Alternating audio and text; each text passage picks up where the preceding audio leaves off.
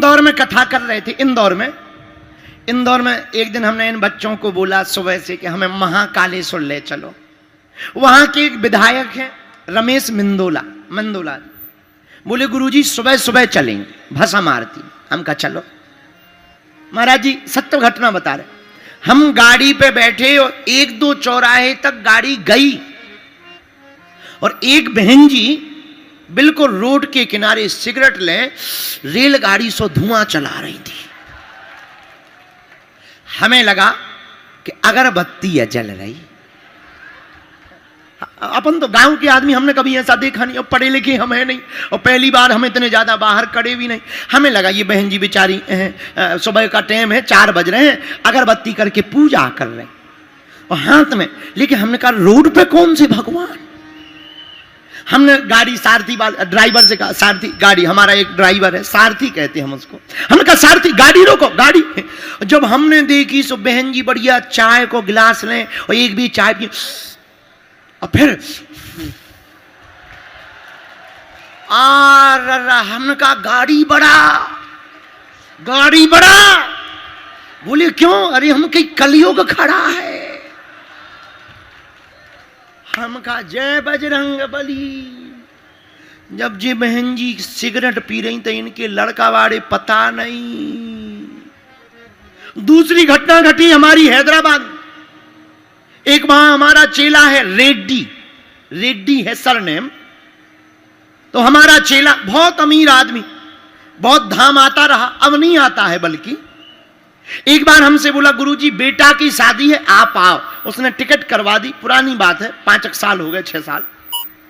Ticket करवा दी, हम गए हैदराबाद।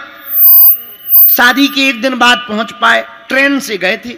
घर पे गए, स्वागत किया, उसने रुकाया, बहू आई, बेटा आया, दोनों ने प्रणाम किया। हमने आशीर्वाद दिया जुग जुग जियो, तुम्हारी जोड़ी अमर रहे, गृहस्थ जीवन बढ़िया रहे, भक्ति बनी रहे।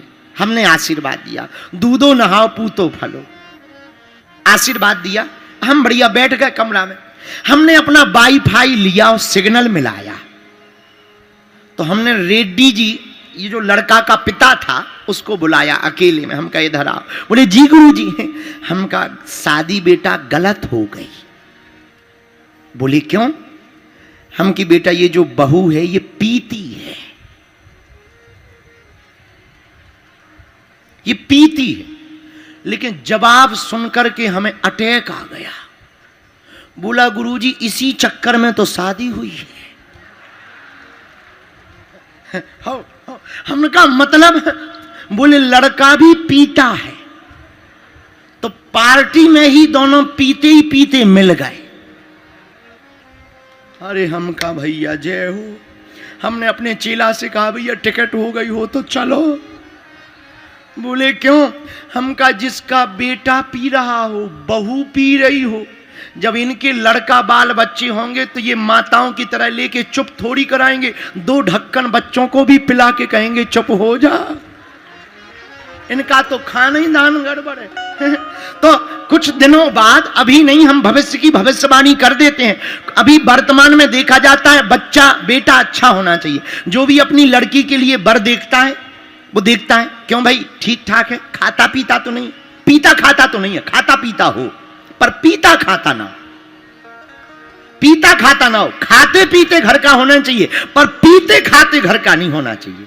तो अभी देखते हैं पीते खाते। हमें ऐसा लग रहा भविष्य में ऐसा देखा जाएगा कि कहे भैया लड़की पीती खाती तो नहीं है, ऐसा जमाना चल रहा, बड़ा उल्टा, बड़ा विचित्र संस्कार चल रहे हैं। हम किसी की बुराई में नहीं है, पर हम कहना चाहते हैं भैया संपत्ति आ जाए ये बड़ी बात नहीं है, संपत्ति आकर सदुपयोग में लग जाए ये बहुत बड़ी बात है। धनवान तो हजारों लोग हैं, इसी नरसिंहपुर में कितने धनवान नहीं है, पर वो भगवान की कथा नहीं करवा पाए। देखो हनुमान जी की इच्छा तो देखो, एक छोटे से बालक को प्रेरणा दी और उससे भगवान की कथा करवा दी। धनवान होना बड़ी बात नहीं है, धन का सदुपयोग कहां होना चाहिए ये बहुत बड़ी बात है। लेकिन हनुमान जी की भक्ति से तुम्हें धर्म भी मिलेगा, धन भी मिलेगा। तीसरा उपाय, मेरे पागलो, तुम्हें धन मिलेगा तो तुम्हें चिंता नहीं करनी पड़ेगी धन की रक्षा की चिंता देने वाले हनुमान जी महाराज स्वयं करेंगे। हम नहीं कह रहे, चौपाई कह रही है हनुमान चालीसा की, तुम्हें रक्षक का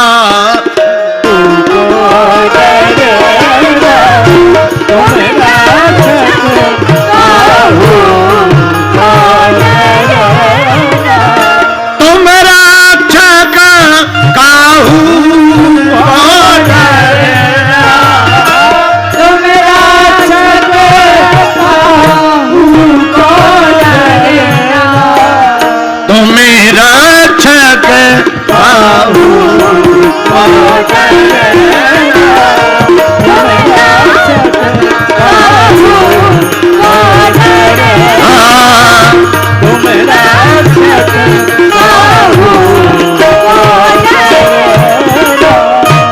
अच्छा, हमने एक बार ये चौपाई एक व्यक्ति को दी, बोले हमें बहुत डर लगता है, हमने कहा इस चौपाई को भूला करो, डर नहीं लगेगा। लेकिन 4-5 दिन बाद वो पट्टी लगा के आ गया, मलम पट्टी करवा के, प्लास्टर बनवा कर। हम कहा ये दुर्गति किसमें हो गई? बोले आपकी चौपाई के चक्कर में। हम कहा हमारी चौपाई के चक्कर? अरे आपने ही कहा था तुम रक्षक काहू को डरना, तो हमने कहा तुम्हारी ये दुर्गति कैसे हुई? बोले आपने कहा था कि तुम्हें डरने नहीं है, अब हनुमान जी रक्षा करेंगे, इस चौपाई को बोला करो। तो हमने कहा पिट कहां गए? बोले सांड के सामने पिट गए। हमने कहा टटरी के भरे, हमने ये कहा था तुम रक्षक काहू को डरना, पर इसका मतलब ये थोड़ी है कि तुम बैल के सामने खड़े हो जाओ। किसी से डरना नहीं है। वैसे तो मैं मुसीबतों को बुलाता नहीं हूं, आ जाती है तो घबराता नहीं हूं। वैसे तो अब तुम मुसीबतों को बुलाओ तो दुर्दशा हो ही जाएगी। जैसे तुलसीदास जी महाराज जी के साथ एक बार घटना घट गई। क्या घटना?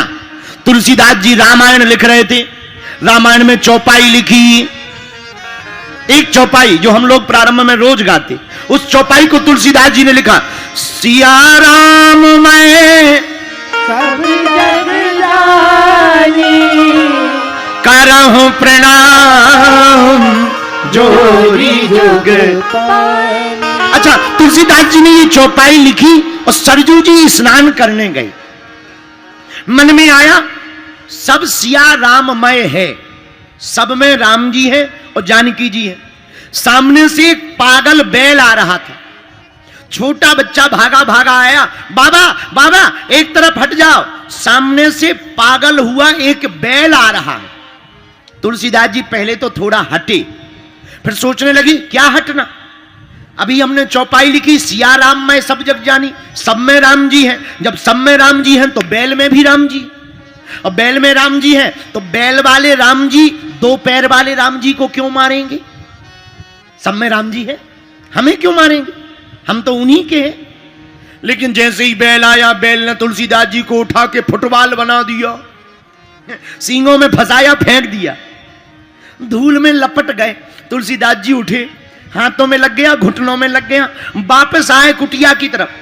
हनुमान जी आ गए पीछे से, क्या हुआ बाबा? बोले चौपाई मिटा रहे हैं। कौन सी चौपाई? गलत लिख गई, सिया राम मैं सब जग जानी करो प्रणाम जोर जुग पानी। ये गलत चौपाई है, सही नहीं है। हनुमान जी बोले क्यों? बोले अगर सब में राम है तो क्या बैल में राम नहीं है?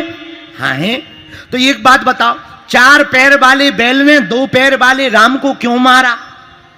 4 पैर वाले राम ने 2 पैर वाले राम को क्यों मारा?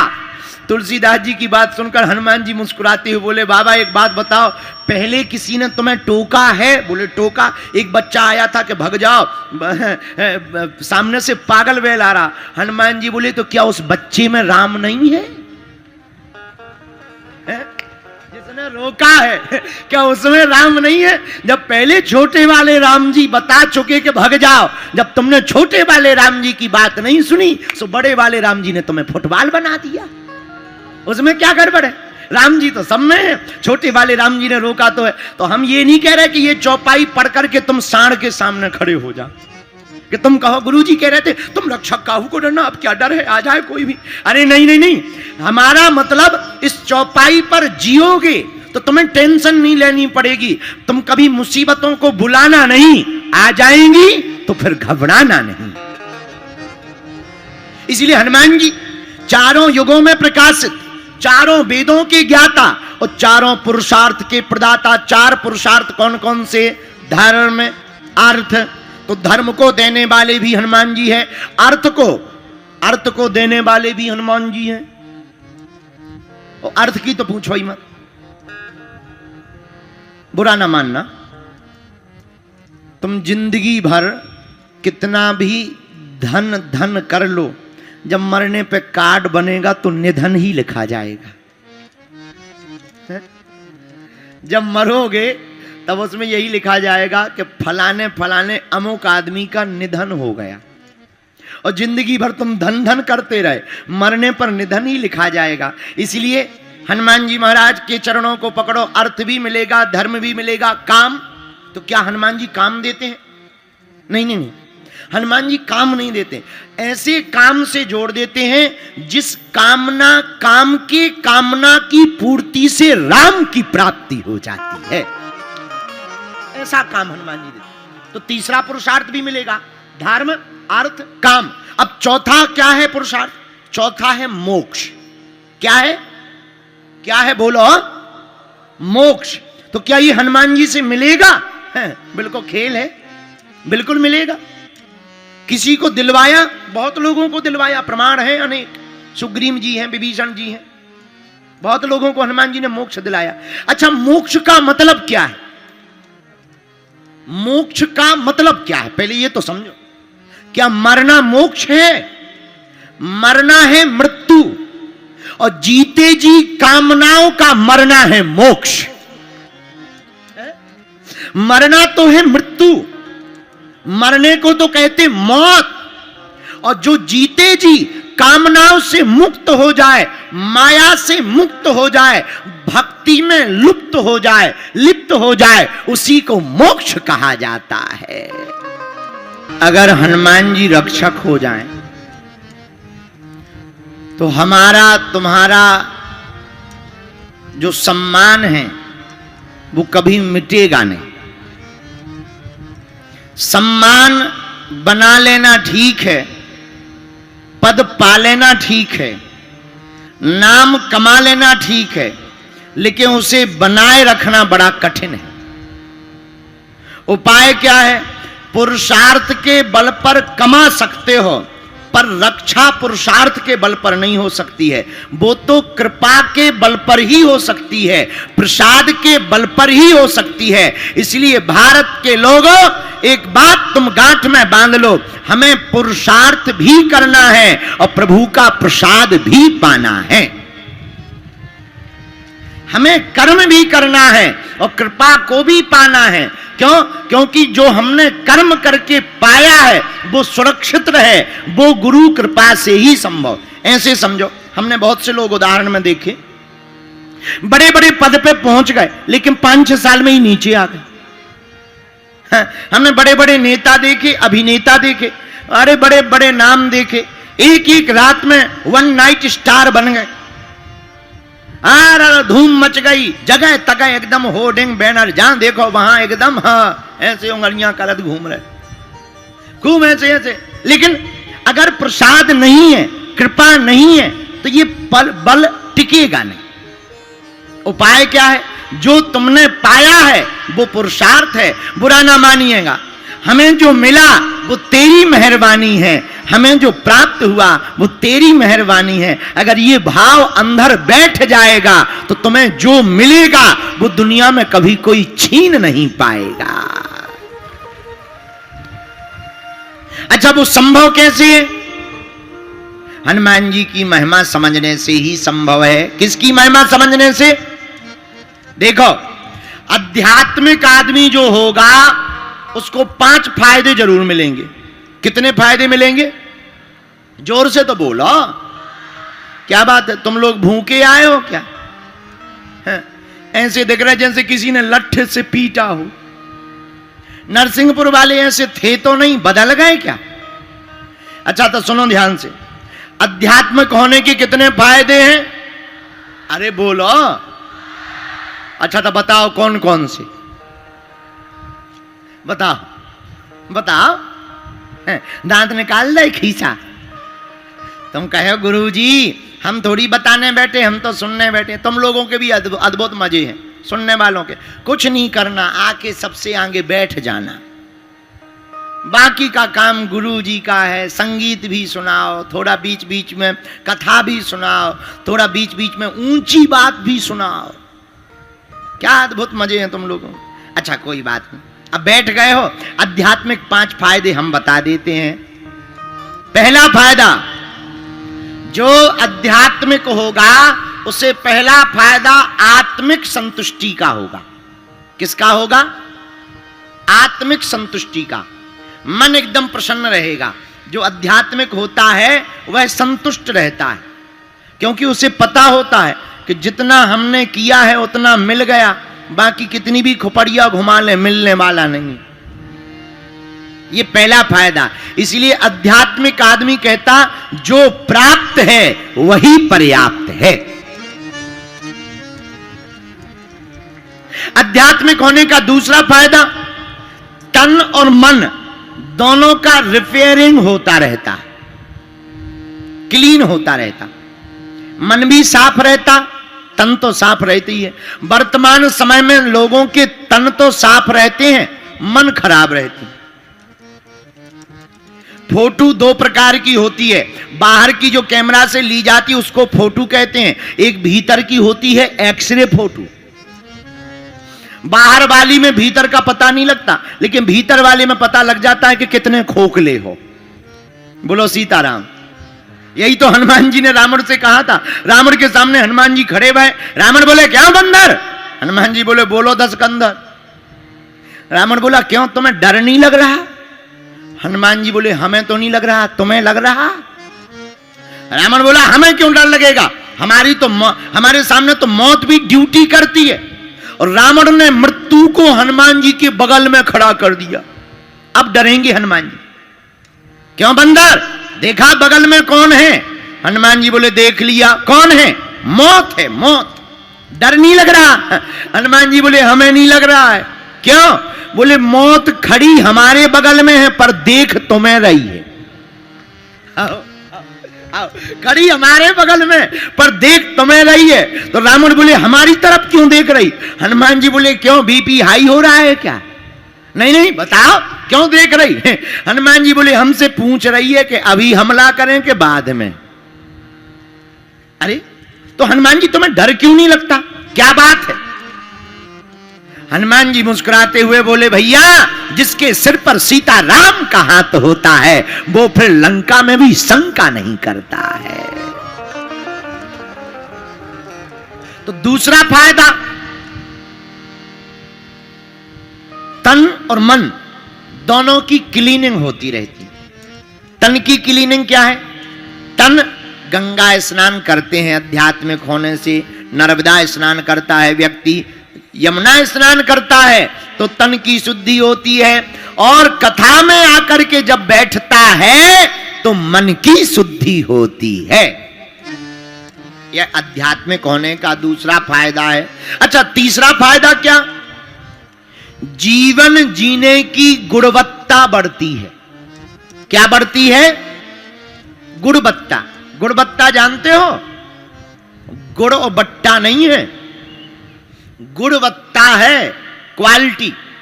अंग्रेजी में कहें तो क्वालिटी, क्योंकि आजकल हमारी भी अंग्रेजी बहुत हाई फाई हो गई है।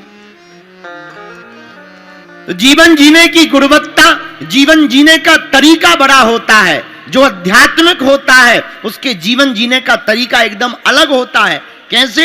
वो आत्म निरीक्षण करता है, आत्म शक्ति से भरा रहता है, आत्म बल से भरा रहता है, वो कभी कमजोर नहीं पड़ता है, बड़े बड़े संकटों में भी वो डटा रहता है। ऐसा इंसान ही महान कहलाता है। यह आध्यात्मिक होने का तीसरा फायदा है। चौथा फायदा क्या है? चौथा फायदा है कृतज्ञता। क्या है? जो आध्यात्मिक हो जाता है वो कृतज्ञ हो जाता है। कृतज्ञ का मतलब बांटना शुरू कर देता, देना शुरू कर देता। वरना जो आध्यात्मिक नहीं होता वो केवल लेना जानता। अच्छा बुराई नहीं है, लेकिन संपत्ति विपत्ति का कारण है। नदी में कुआं खोदा जाए और कुएं में पानी एक बार धारा बहे भर जाए, पर वो पानी अगर निकालेंगे नहीं तो नया नहीं भरेगा। इसलिए नदी में कुआं खोदो तो बार बार पानी को बाहर निकालते रहो ताकि नया शुद्ध जल भरता रहे। वैसे ही जिंदगी में अगर उदारता आ जाए और कोई हमें सम्मान दे और हम भी दूसरों को सम्मान देना प्रारंभ कर दें, दूसरों को मान देना प्रारंभ कर दें, तो हमारी निजी जिंदगी प्रसन्नमय हो जाएगी, हमारी कृतज्ञता बढ़ती चली जाएगी और विनम्रता बढ़ती चली जाएगी। लेकिन आध्यात्मिक आदमी के जीवन में स्वभाववश कृतज्ञता आ जाती है। यह चौथा फायदा है। पांचवा फायदा क्या है? पांचवा फायदा है मुस्कुराहट। जो आध्यात्मिक होगा वो मुस्कुराता मिलेगा। अब ये देखो महात्मा बैठे, इनकी कोई एमएलए की कुर्सी नहीं है, कोई 100, 200, 500 एकड़ जमीन नहीं है। जिनके 500 एकड़ है उनके मुंह देखो, हाँ ऐसे लटके रहते हैं जैसे घर से मार खा के आए। एक आदमी नरसिंहपुर का मिला हमें पूर्व जन्म में, चंगीलाल, पूर्व जन्म में मिला, हमारा ही चेला था। एक दिन आया, बहुत अमीर आदमी था, इतना अमीर को उसे पता ही नहीं था कि कितना धन है। हमने पूछा क्या बात है, आजकल कमजोर क्यों हो रहा है? बोले गुरुजी टेंशन है। हम कहा क्या टेंशन है? बोले मुनीम कह रहा था कि आपके पास इतनी संपत्ति हो गई है कि 9 पीढ़ियां बैठ के खा सकती। हमने कहा बहुत अच्छी बात है, इतनी संपत्ति हो गई, भगवान की कृपा है, दान दो, धर्म कर्म करो, पुण्य करो, हमारी कथा करवाओ। नरसिंहपुर का आदमी ऐसा कहीं हो सकता? बोला गुरुजी हम ये कह रहे हैं दान पुण्य तो हम सब कर लेंगे बाद में, पर हमें टेंशन हो रही है। हमने कहा क्या टेंशन हो रही? बोले 9 पीढ़ी तो बैठ के खा लेगी, पर 10वीं का क्या होगा?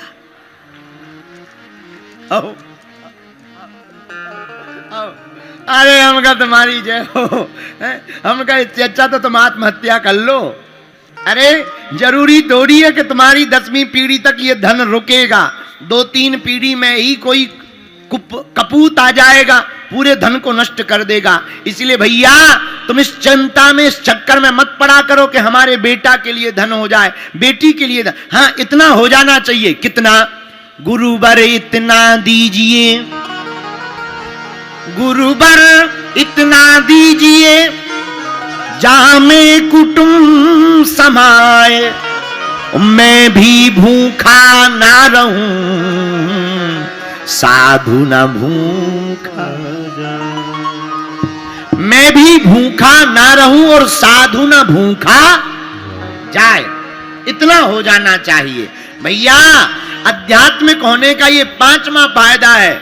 इन महात्माओं के पास संपत्ति नहीं है, इन महात्माओं के पास बड़े बड़े पद नहीं है, बड़ा कद नहीं है, लेकिन इनके पास में मुस्कुराहट है। क्यों? क्योंकि इन्हें पता है माया तेरी बड़ी अजब है राम, माया तेरी बड़ी अजब है राम, सखी रीते